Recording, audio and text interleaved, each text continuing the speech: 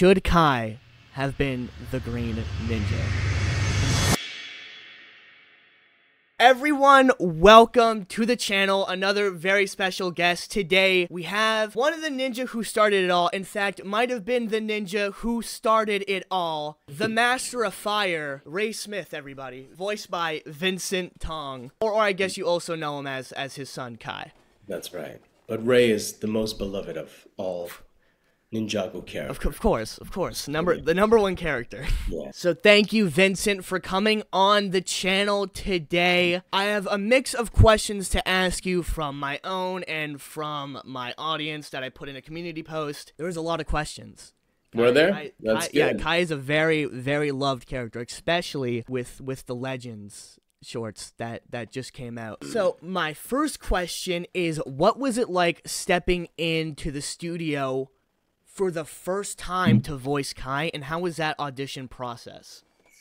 For the first time in forever, I feel magic and there's snow. No, I don't know Frozen very well. Clearly. So I auditioned for all the ninjas. And yeah, we didn't know what it was. I auditioned for this ninja. It was very strange. I thought I was gonna get either Zane or Cole, just because he was like, this was like, I gotta tell you, this was back in 2010. So back then, even back then, just 15 years ago, for me, the industry was very different. They regarded people that looked like me very differently. So I was doing TV and film and stuff, and all I was getting was gangster parts, or like Asian gangster triad parts, or lab technician, forensics guy. Like, it was just extremely stereotypical. So for me, that's why I love voiceover so much. But to get back to Ninjago, I thought I was gonna get, the black ninja because he had black hair. I'm like, I have black hair, I'll probably be cast as that, or as the techie guy. Because that's what we get cast for. But I read for this guy, Kai, and he was like me. He's very much like my kind of personality, kind of run before he walks, extremely just charming. And had a sister. I have a twin sister, so I was like, yeah, this works. But he had red hair at the time. The concept art was he had red hair and freckles. I'm like, I'm never gonna get this guy, but I'll be happy to get a sub character, a kind of sidekick kind of guy. And so when I walked into the studio, well, first of all, my agent called me and says, "You got Kai." I'm like, I think he's the Black Ninja. I don't know. I'm not sure. I think so. But then I was like, wait. I looked back at my notes. I was like, this guy had like freckles and red hair. I was like, maybe they misnamed me. It was like a new project. So when I came in, they were like, yeah, you're Kai. I'm like, this is awesome. So yeah, it was a thrill for me to be in the room, first of all, because this was 15 years ago. I was sort of just starting out my career, and being in the room with Brent and Kelly Metzger, Paul Dobson, Michael Adams, with Kirby Morrow. Kirby was like a dude that I knew from just looking up to voiceover actors, VAs, and he was a legend. He was a legend. And when I first got started, maybe just like a year or two before, he had just done like a huge trip in Thailand, and everyone was thrilled that he was away, because then we could work. Finally, there's some jobs for you guys. Seriously, this dude was like a legend, and he had like the creamiest, coolest voice, and he's such a charming guy, and I was really intimidated by him. And I had to sit next to him the whole time. I was sandwiched between him and Brent, and I was like, man, this is like the Kirby Morrow. Like, he's sitting beside me, and he's like the nicest, friendliest, goofiest dude. So much fun. So, but yeah, I had the first line in the first episode of the first everything, and it was him in the blacksmith shop, and yeah, it was a lot of pressure, but I was excited to do it. That was a really long answer, Chris. Sorry. That was a perfect answer. I can only imagine walking into like a room full of voice actors you look up to on like one of your first roles. I think I'd be shaking. I remember when I first the first time I ever met a celebrity alone at like a con, I was like, And who was that? it was Troy Baker. I grew up as a big Hey, fan of the Last of Us games. I was done a like the few last things. person in his line. And I Nice. just was freaking out all over the place, but it was a cool experience. That dude's a legend. That dude is a Absolutely. legend. Yeah. I sort of freaked out too when I recently met Dante Bosco, and he does Zuko, from Avatar: The Last Airbender, and like we have some mutual friends, and I wanted to come up and say hi. He said, "Do I know you?" And I was like, "No, no, you don't know me. We got some mutual friends though," and I told him, "I hope you're cool with. I did my Zuko for like a few of the video games. Hope you're cool with it." And I think he didn't know who the heck I was, and he thought I was just. And he's like, "All right, yeah, that's cool, it's cool." And then he's like, "So you just checking out the con?" I'm like, "Oh no, I'm doing my signing later." I was like, "Oh, you're doing signings?" I'm like, "Yeah, yeah."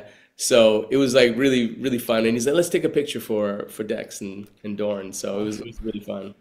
I saw that. Yeah, I saw that on your story. It was cool seeing the two masters of fire Yeah, unite. exactly. That dude, I mean, he was like a pioneer for Asian people. Like I said, like there was no cool characters for Asians back then. You were like, I used to watch Saved by the Bell way before your time.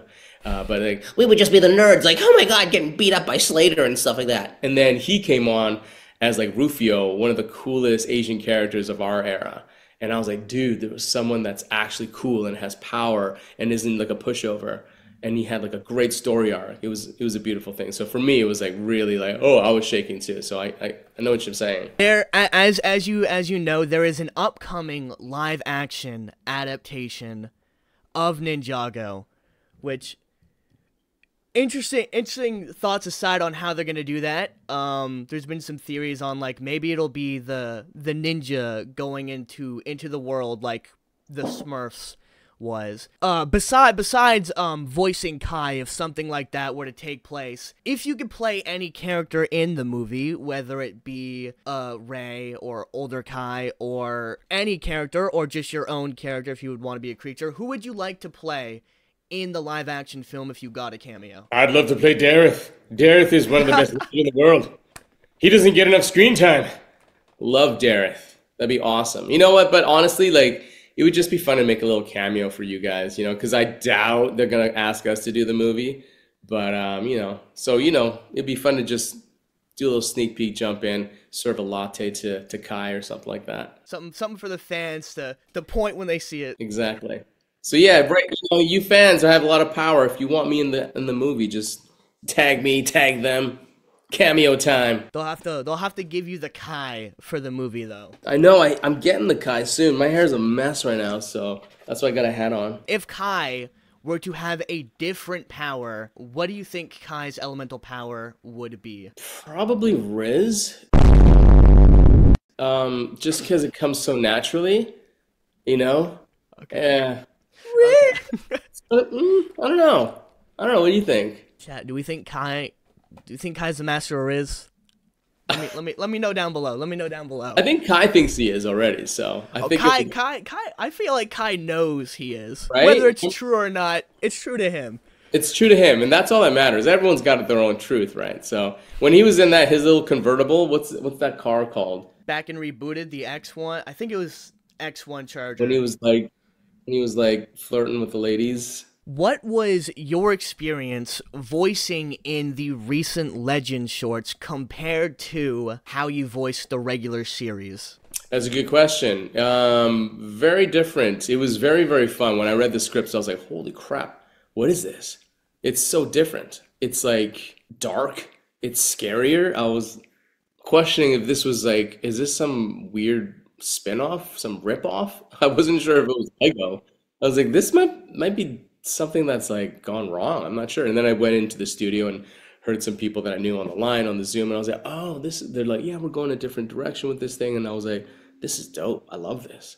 So for me, going into a deeper, nuanced Kai where he's allowed to feel pain and longing and sadness and anger, like deep anger, was like so much fun because we can't go that far with the Spinjitzu series and Dragons Rising just because it's it's still for kids and don't want to scare the children.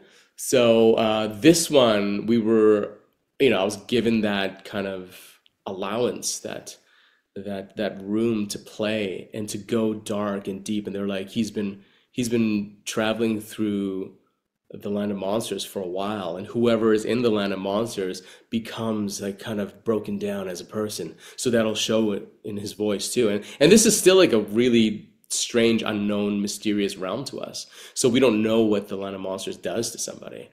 So they didn't tell me it was going to be in black and white and with just like kind of like a grayscale with like a hue of red once in a while and green.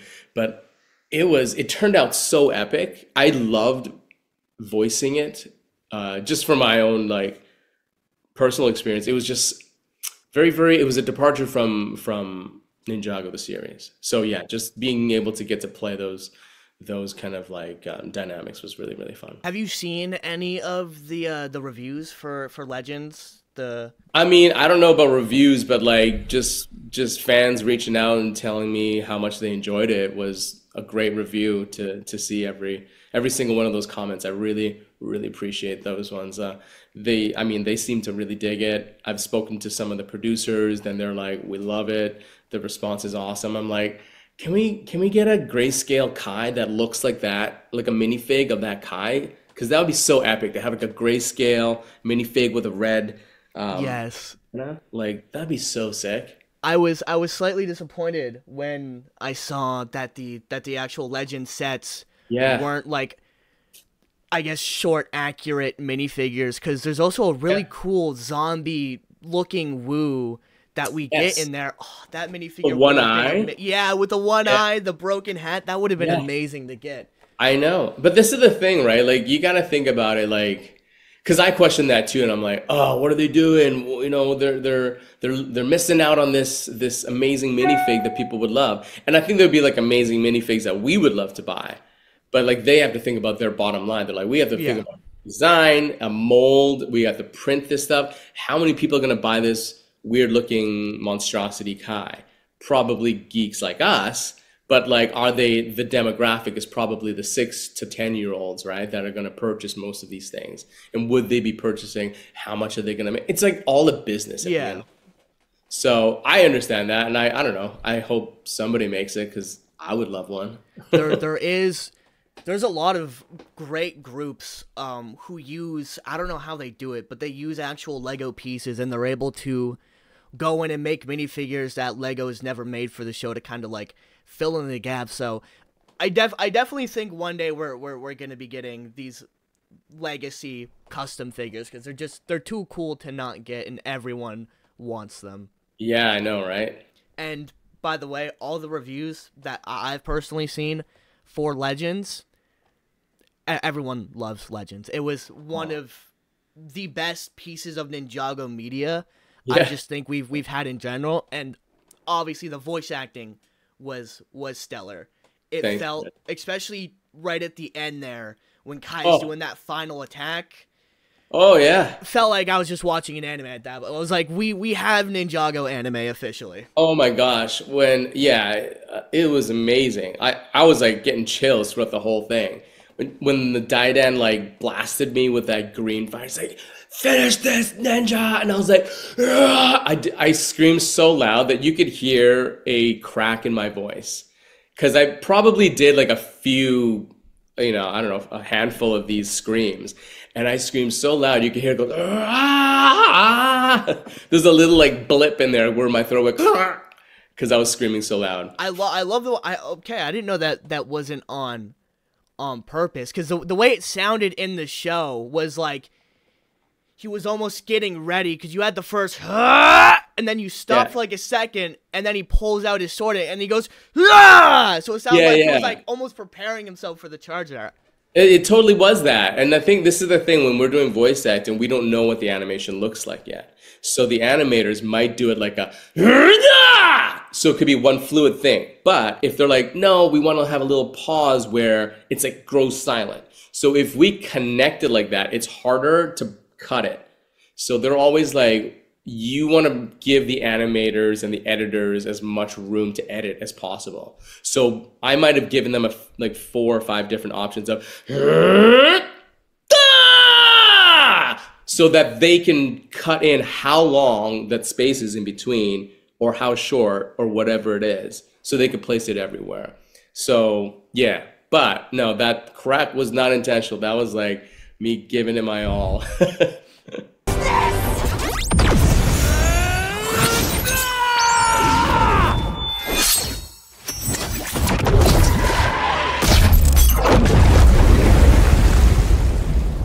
Since season 1 of the community, you may or may not know about a little prophecy there was in the original season, something about a green ninja.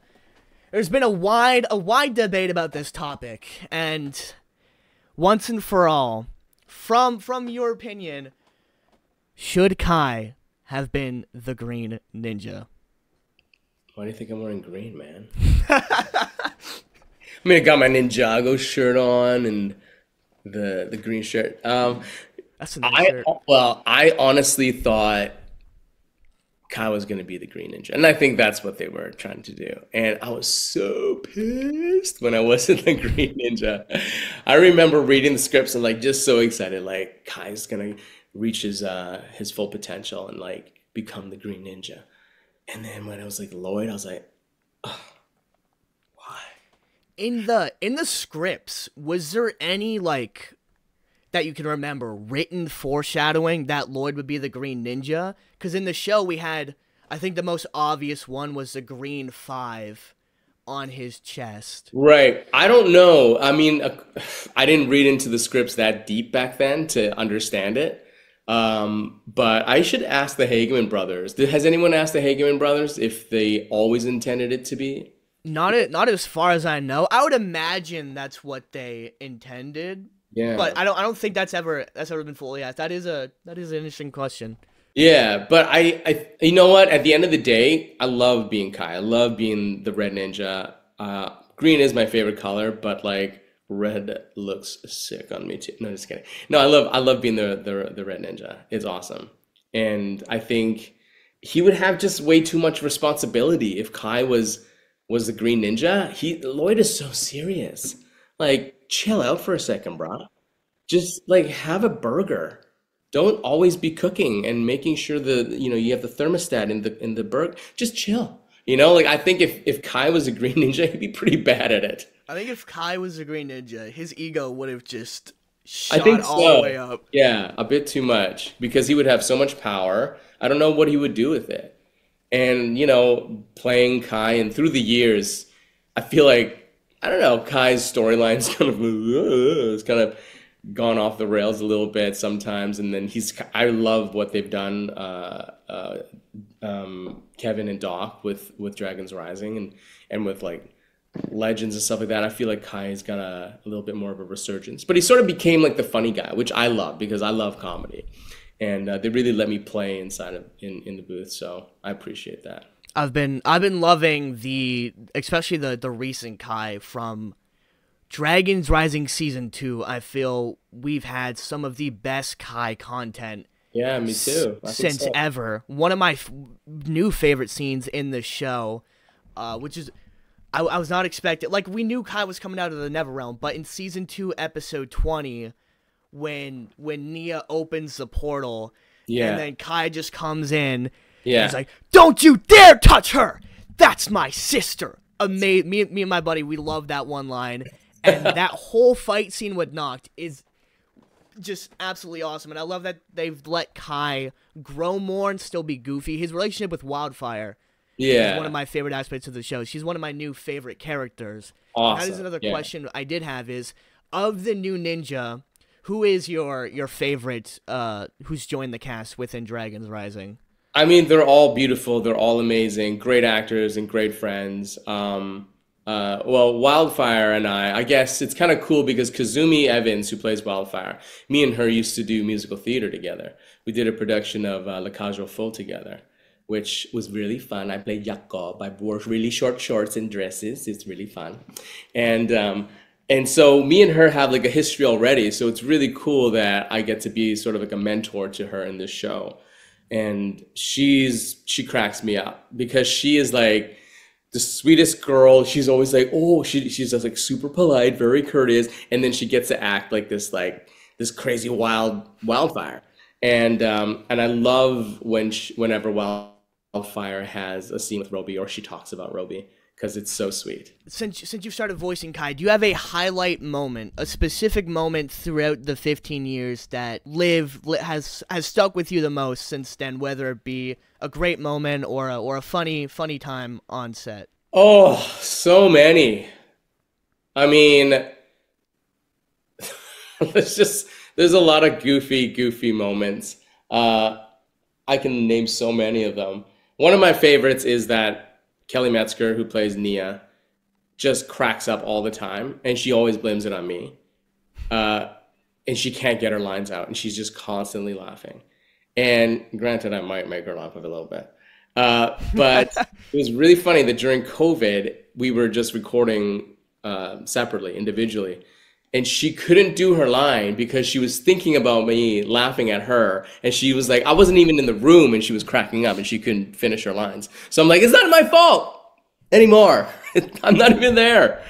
But like even last session we had, she was cracking up, and I just love it when she cracks up.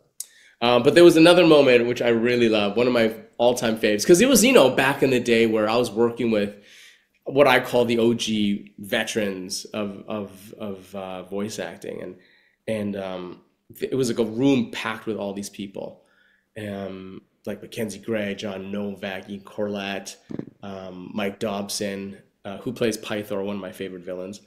Anyway, it was Mark Oliver, who plays Garmadon, but as well as the Tinkerer, Zane's dad. Yes, I do believe so. Yeah. Dr. Julian. Yeah. So he had this like really tragic death scene, and it was very soft, and he was like, "You will always be my son." And he passes.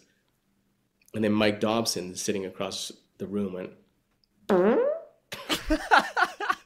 and we all like cracked up. Mark was like, "Who did that? Who said that?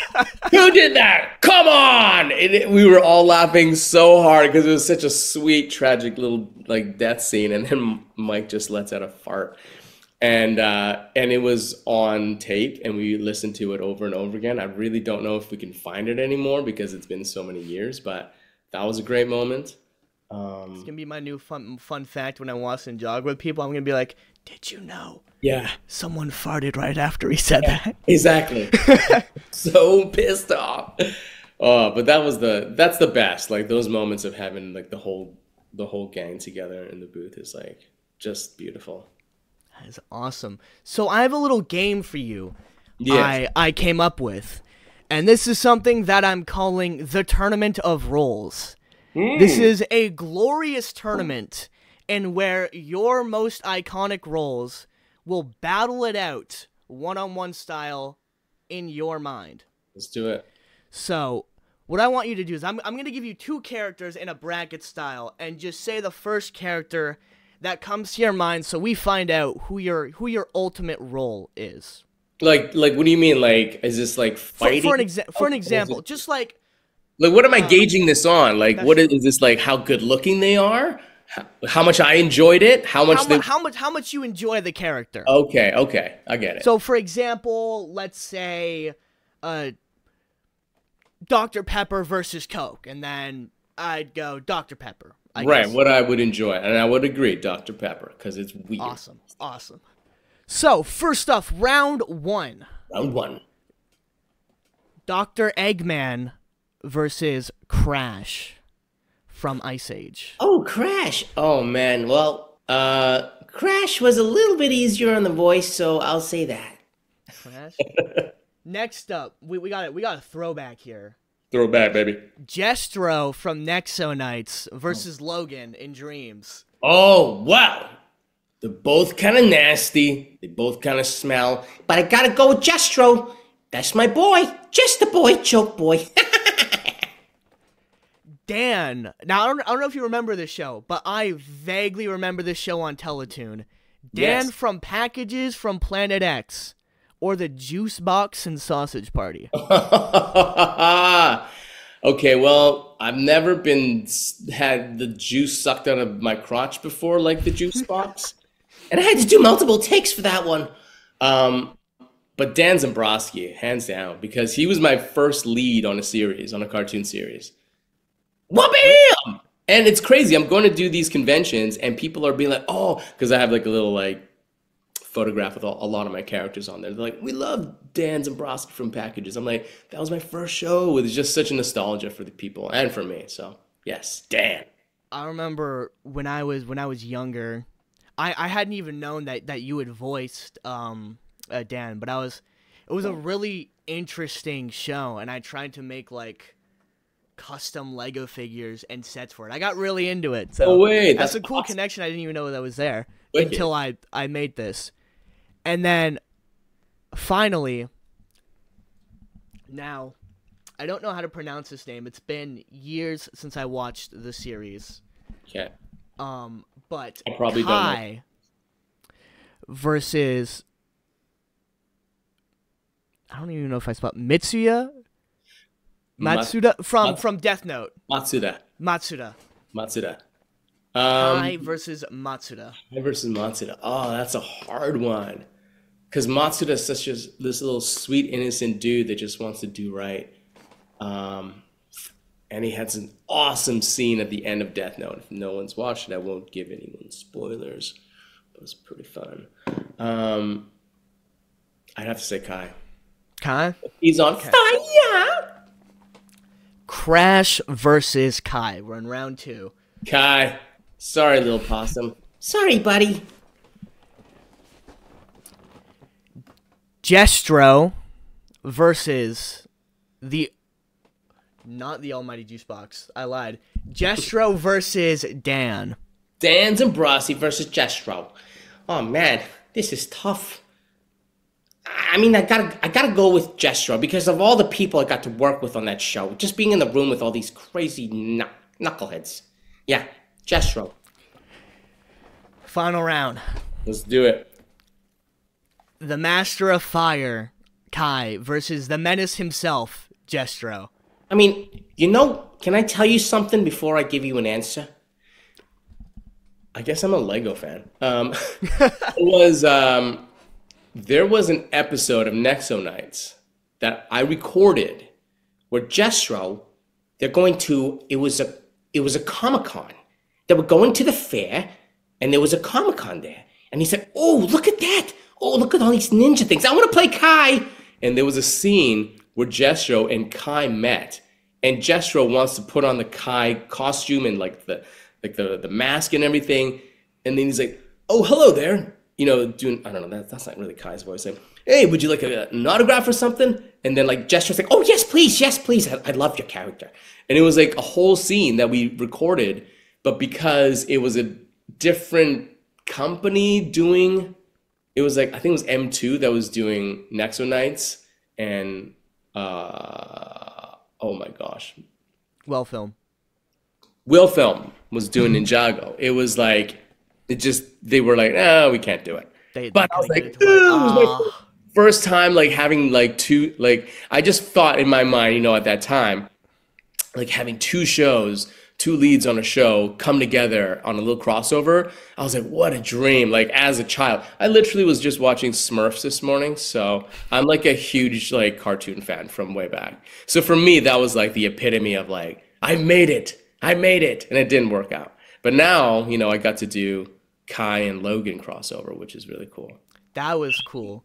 That was a cool episode. Yeah, that was fun. The answer to your question, I think, is the Almighty Kai. The Almighty Kai takes the cake. The 15th anniversary of the series is nearing extremely fast. That's true. How does it feel playing Kai for so long and I believe it was confirmed to be reaching the 20th year. So how does it feel knowing that Ninjago has become this huge thing? Confirmed to be reaching the 20th year? Okay, Dark Squad, I gotta be honest with y'all. It's been a couple days, and I've been trying to find where I found what I think was a tweet confirming Ninjago would go to 20 years, but I just couldn't find it anywhere. So if anyone down below knows what I'm talking about, if there was some confirmed thing about Ninjago going on past its 15th anniversary, or past the 20th anniversary, or it was something like that maybe alluded at the 20th anniversary. I don't know, maybe I heard it in like a 10 or 15's video. I don't know, I checked everywhere. I can't find a trace of this. Maybe I'm just crazy, so let me know down below. But I swear I wasn't trying to like pull any crazy stunts here to see how long Ninjago was going. I feel like a crazy person looking all weekend, and I need to know if I'm crazy or not. So let me know down below if anyone had ever mentioned from the crew anything about the 20 years or going past the 15th anniversary. It was something along those lines. Back to the interview. I believe. I don't know if that's, I know at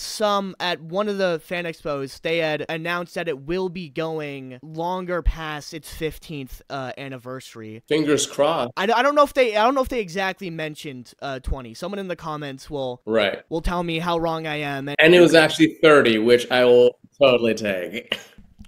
I would love another 30 years of yeah. It feels amazing. It's really kind of surreal. You know, when you're doing something for a while, it just becomes your routine. So it's harder to see that perspective from the outside. I'm going like, that's 15 years of your life. And that's a long ass time. And like, yeah, I've reached my 15th year already. Maybe in August. I think we started in August recording it. So this is my 15th year. But for everyone else who've watched it on TV, the next year will be the 15th year. It feels really cool to be part of this kind of legacy show and to play like one of the main ninjas. Like that's so cool. It's not lost on me. Like it's such a treat, and I don't take it for granted ever. Like I am such a kid and like a fan and a nerd at that, you know, in my own regard, that I see this, like, I don't know, it's kind of cool, especially when you go to conventions and you see fans. That's really, really kicks in. And you're like meeting like a 25-year-old and they're like, I've watched it since day one. And I'm like, okay, so yeah, you've watched it since you were 10. That makes sense. And now you're 25. It's crazy. So for me to think about that, I'm like, yeah, we've been doing this show so long that there are adults now when they were just kids before. So yeah, it feels weird. It makes me feel like an old man, but I'm still a kid at heart, and I just absolutely love it. And I feel so blessed to be the Red Ninja. When it comes to its Ninjago's 15-year run, there was an obvious change that happened midway through the original run of this series, and that is the redesigns. How did you feel about the redesigns, and do you prefer the originals or do you like the newer ones? Yeah, I prefer the originals. I liked Kai's spiky hair. You know, there was definitely a bitter pill to swallow when the Ninjago movie came out and we weren't a part of it. And so when that new design with the crazy hair came out, and then specifically for Kai, I'm speaking about, it was very odd. It was more cartoony and goofy, which I guess I just sort of become accustomed to it now, so I don't really see it. But yeah, and whenever I meet fans at conventions, they're always like, because I have a print of the OG Kai, and they're like, oh, that one. They always choose that one because it's like, that's their nostalgia, right? That's what they grew up with. So yeah, I'm a fan of the OG. When you're at conventions, do you have people come up and bring like weird things to sign or like crazy gifts? I mean, beautiful gifts. I've gotten so many beautiful friendship bracelets. I've gotten Kai figurines. I've gotten like Knuckles figurines. I've gotten fan art, beautiful. Like these people should all be professional artists. I'm like, do you want me to sign this for you? No, it's for you. I'm like, you spent so much time on this. Like, you want to give it to me? Like, it's such a blessing. It's so beautiful. But yeah, I've signed Kai clocks. I've signed Minifigs, like on the side of the leg of Kai. I've signed many of those. I've signed some Ninjago cards that were from Germany. Like that's the only place to get them. I have a few. And yeah, I've signed a button. I've signed random things, scarves, swords. Oh, that's awesome. Yeah. I never thought about getting a minifigure signed. That's kind of interesting. My thought was if I ever meet any of you guys at a con, the first thing I'm going to get signed is the DVD here. But yeah, my pilot DVD right there. Absolutely. Yes. It's a beautiful. I've signed many of those too. Well, you know what a lot of people do with a minifig is like they either want the autograph on the side or a little stand, and they want me to sign the stand, and then Kai would be standing on the stand. That's really cool too. That's smart. That's smart. I like that one. I like Or that the one. old spinner. I've only signed, I don't know if I've only signed one spinner, but I'm like, that has not been opened. I'm like, that's pretty dope. Because I couldn't even get a spinner. My buddy who collects toys, I did Lord of the Rings, the musical with him, and met up. He's like, dude, I'm so sorry to ask you this, but I bought one for me and I bought one for you. I'm like, oh my God, like, where'd you get this? This is years ago. Like maybe 2 years after the show started, and I signed one for him, and I have that in display in my office upstairs. And if it weren't for him, I wouldn't have a spinner. I think one spinner that has survived my moving around as I was a childhood. But man, I remember the spinners. I had all the NRG Ninja at one point in their spinners, and it breaks my heart to know that I had the $150 NRGJ, and he's gone. He's out there somewhere, lost in the wind. There. Yeah, you got a good collection though. I see a lot of fun stuff there. Oh yeah, I'm a big, mainly Ninjago stuff up. Dude, right that Cole mech is like one of the coolest mechs ever. I love the Cole's Titan mech. Yeah, it was a fun build too. I was missing. It was kind of awkward. I was missing one instruction booklet and like a couple pieces. Why? I don't know. It wasn't in the box? I feel it wasn't in there. And it was the only one left, and it was on sale at the Canadian Tire I was at anyways. So I just used the Lego. But yeah, so I had to get the Lego Life app. Right. Question for you then. What do you think about the new Legends Fire mech? Like, do you think that is considered Kai's mech, or does Kai still need another mech? Still need a new mech? I love the mech for one. It's a beautiful display piece. I think it's gorgeous. But like, do you consider it Kai's new mech? Because I know a lot of fans were waiting for a mech for Kai. I would, but the fact that it kind of had it was his own entity, its own character in Legends. Yeah. I don't know if I'd consider it Kai's mech. So I still think we need like a Kai Titan mech. Yeah, we're owed a Kai Titan mech. Because we have a tall Lloyd one, we have a tall Kai one that are both taller than this mech as well. Mm-hmm. And I feel like we get a Kai mech like every year. Yeah. Hopefully one year we'll get one of those big Kai mechs. But yeah. I mean, I love building. That was one of my favorite builds. Was the Rock Fire mech. Was it Rock Stone Fire mech? It was like a split between Cole and Kai. So one side was Rock and one side was. Are you talking from Master of the Mountain season? Maybe, peut-être, je sais pas. The only mechs I have one other mech for Kai. I have a couple Kai stuff out. I have his climber mech, which yes, I just stopped working for me, unfortunately. You mean stopped working? Like it doesn't climb by itself anymore? No. And he's not talking to me anymore. He was. Oh no.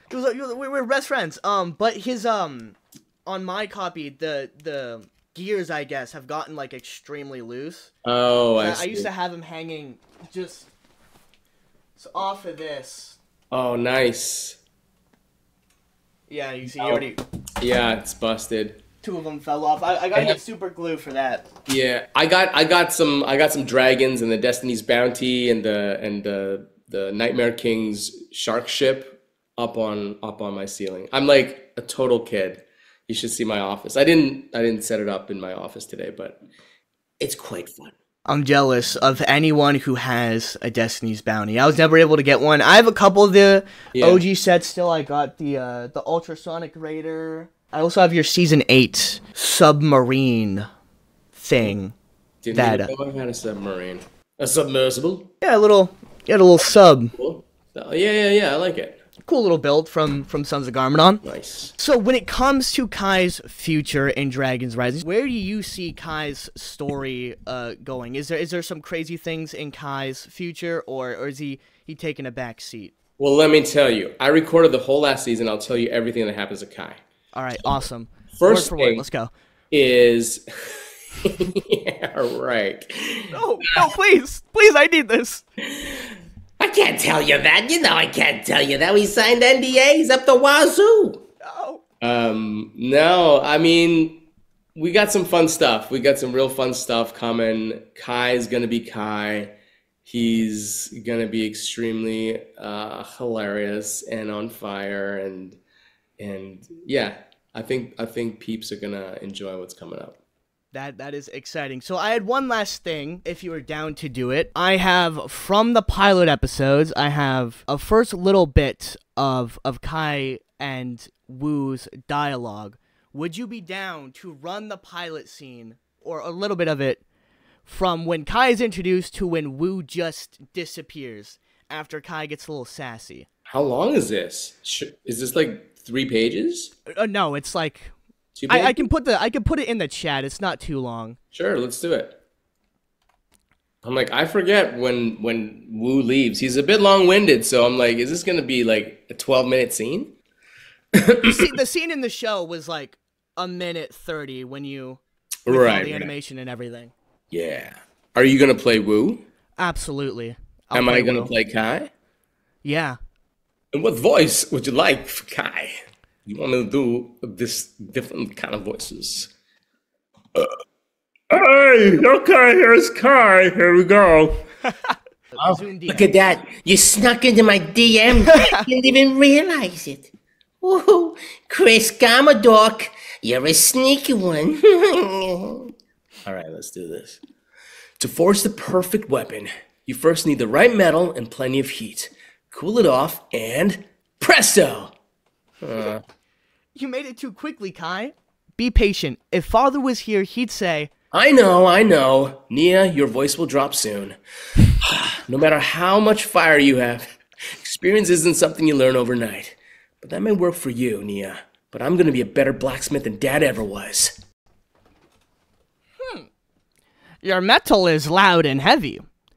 Useful to slow one down. Useless in the art of stealth. All tools for a samurai, but nothing for a ninja? Ninja? You're a long way from finding a ninja in these parts, old man! And the shop is called 4 Weapons, not 4 Browsing. Either buy something or go peddle your insults somewhere else. Thought I'd find something useful here. Clearly not. If it's something special you're looking for, let me show. Ed scene. Thank you. That was a lot of fun. I'm glad you had fun. That was fun. Congrats on 15 years of Thanks, Ninjago. brother.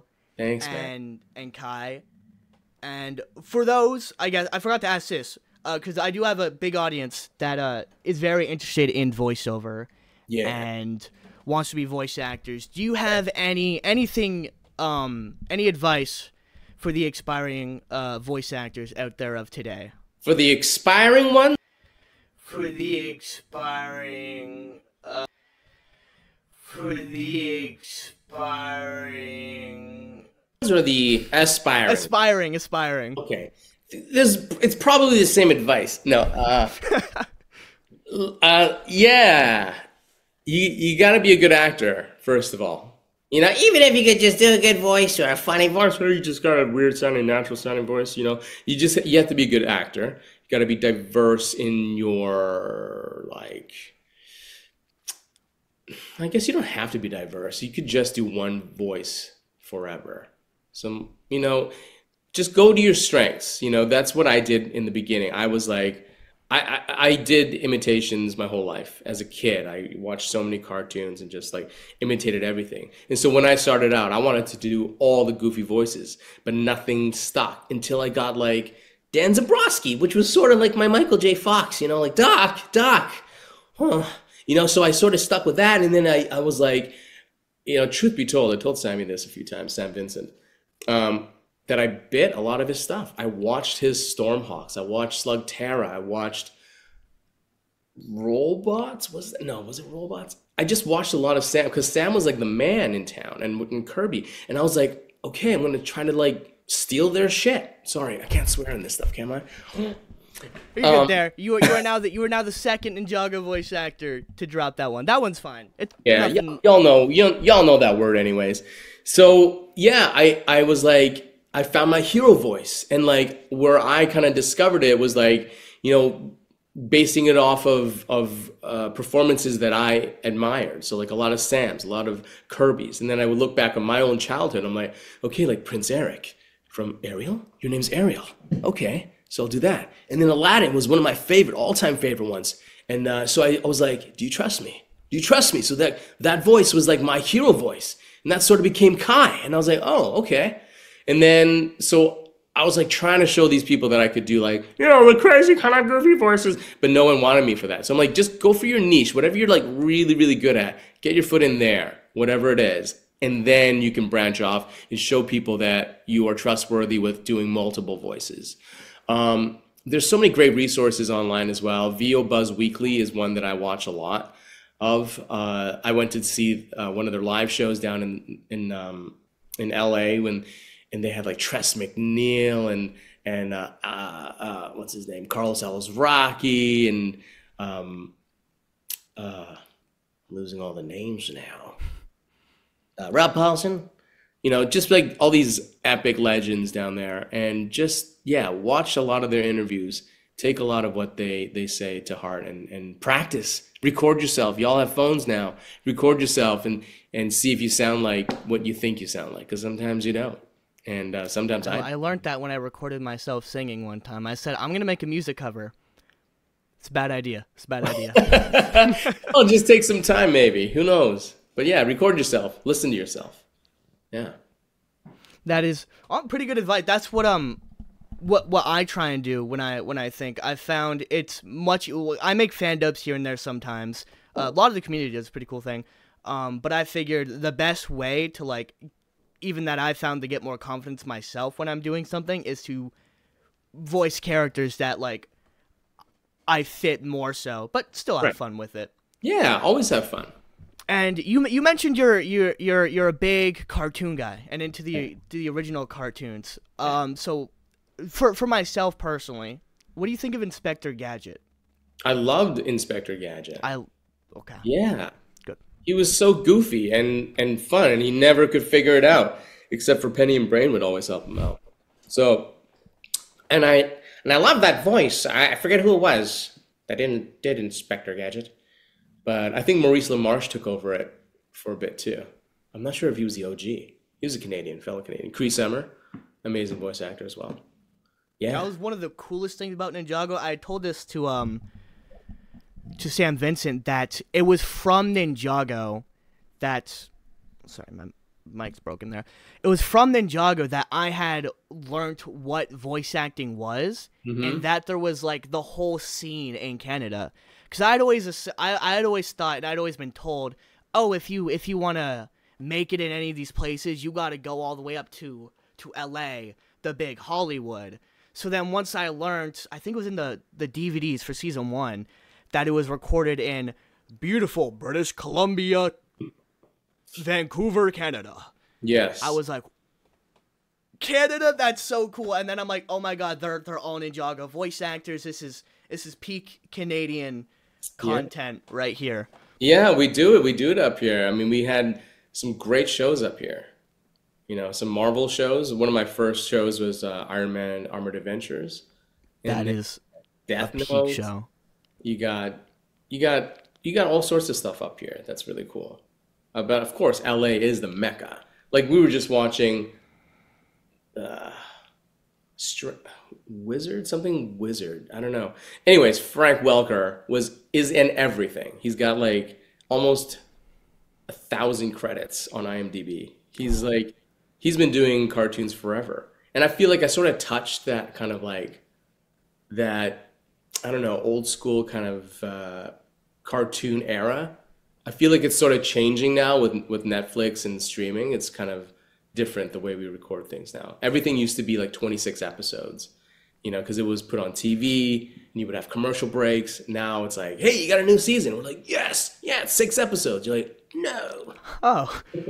How did you feel talking about episode differences when you guys went after Master of the Mountain into the 11-minute era as a voice actor and recording them, did that change the experience at all for Ninjago, or was it?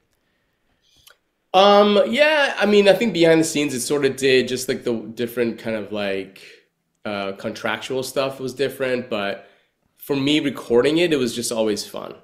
You know, we would just, yeah, I loved being kind of sandwiched between my boys and Kirby constantly cracking me up. He was always sending me stuff and like showing me stuff when other people's lines were going on, and we would just crack up and try so hard not to laugh and ruin somebody's take. We wouldn't always succeed. But yeah, having like Paul and Kelly and Brent and Michael, and now we have Andrew Francis as Cole. It's like a new addition to the team. It's beautiful. It's really cool. We're sitting in totally different positions in the room, but it's kind of neat to go like, you know, wow, we've been doing this show for this long in this studio, in this room. And so when like guest actors come in, it's almost like, I was just saying this to my wife, it feels like it's like my home, you know? It's like I love to like welcome new people to our home and like, oh, this is our show. And it's like, it's a very beautiful thing. That is awesome. Yeah. I love that. I love hearing stories about, I was a very behind the scenes person, so I love getting all these little tidbits of what it's like working on this show. Do you have a favorite season pre-Dragons Rising that you recorded for Kyle? I always say the first season because that's really the only one I remember. At this time, you know, you're saying like Master of the Mountain, like I don't even know that was a season. Honestly, like it's after 15 years of doing this, and this is just one specific show, and you know, you got your other ones, and you're like, yeah, it's all kind of a blur to me. But I will say I really liked the ideas of Rebooted, as well as the video game one. What was that one? Prime Empire. Prime Empire. That was kind of fun. The Tournament of Elements. Yeah, season 4. Yeah. Kai got some good time to shine in that season. Yeah, that was fun. Well, those are all the questions I have for you today. Wicked. I appreciate you coming on here, Kai, Master of Race. I didn't see that you changed it to that. Is there anything you would like to say to the fans of Ninjago? Just thank you so much for being a part of Ninjago for so long, for so many years. You guys are one of the most dedicated fan bases. I love receiving all your messages. I'm sorry I can't respond to all of them. But thank you for saying hi at the conventions. Please continue to come say hi. I really appreciate all of your stories that you share with me about, just your connection with the show. And I just feel extremely blessed to be a part of a show that has lasted this long. And it's not because we're good or we did an awesome job or whatever. It's because of you guys.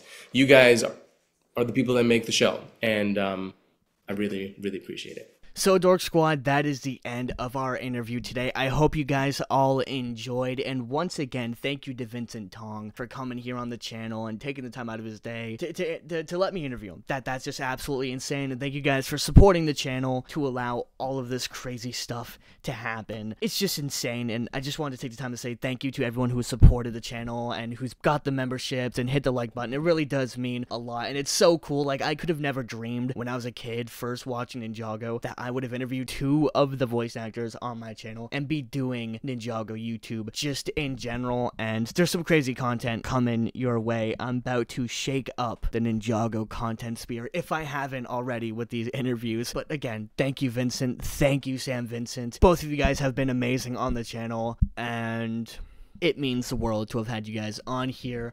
Once again, thank you to my wonderful channel members for directly supporting the channel and videos just like this. If you guys do want to support the channel, get access to members only perks and early videos, be sure to hit that join button down below for only 99 cents a month Canadian, so that's like 2 pennies US. Pretty good deal if you ask me. Check out all my socials down below, and don't cry because it's over, but smile because it happened. I will see you, Dork Squad, in the next video. Peace out.